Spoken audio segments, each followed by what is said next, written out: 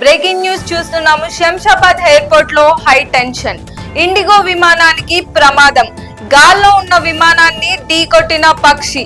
అయితే విమానాన్ని వెంటనే ఎమర్జెన్సీ ల్యాండింగ్ చేసిన పైలట్. ప్రమాద సమయంలో విమానంలో 162 మందికి పైగా ప్రయాణికులు. మేడే కాల్ తో ప్రమాదాన్ని ఆపడం జరిగింది. అయితే ఇలా జరగడానికి కారణం ల్యాండింగ్ ప్లేస్ లో కానీ సరౌండింగ్స్ లో కానీ చుట్టుపక్కల్లో కానీ పచ్చిగడ్డి ఉండడంతో చిన్న చిన్న పక్షులు రావడం, పిచ్చుకలు లాంటివి రావడం జరుగుతుందని చెప్పుకొచ్చారు. వీటిని నియంత్రించడానికి ఎయిర్పోర్ట్ అథారిటీస్ అప్పటికప్పుడు ప్రయత్నాలు చేస్తూనే ఉన్నాయి. అంతేకాదు పక్షులన్నీ చెదరగొట్టడానికి క్రాకర్స్ లాంటివి కూడా చేయడం జరిగింది. ఈ నేపథ్యంలో ఉదయం కానీ సాయంత్రం కానీ ల్యాండింగ్ చేయడానికి పైలట్స్ ఇబ్బందులు ఎదుర్కొంటున్నారని అక్కడ అథారిటీ యాజమాన్యం తెలియజేసింది. ఈ ఏడాది జనవరి నుంచి మే వరకు చూసుకుంటే దీంతో మన హైదరాబాద్ నుంచి విమానానికి సంబంధించిన 5 మేడే కాల్లు మన శంషాబాద్ ఎయిర్పోర్ట్ నుంచే రికార్డ్ అయ్యాయి. అయితే శంషాబాద్ ఎయిర్పోర్ట్ లో మేజర్ ఇష్యూస్ ఉన్నాయని చెప్పుకొచ్చారు. ఇలాంటి ఘటనలు చూసుకుంటే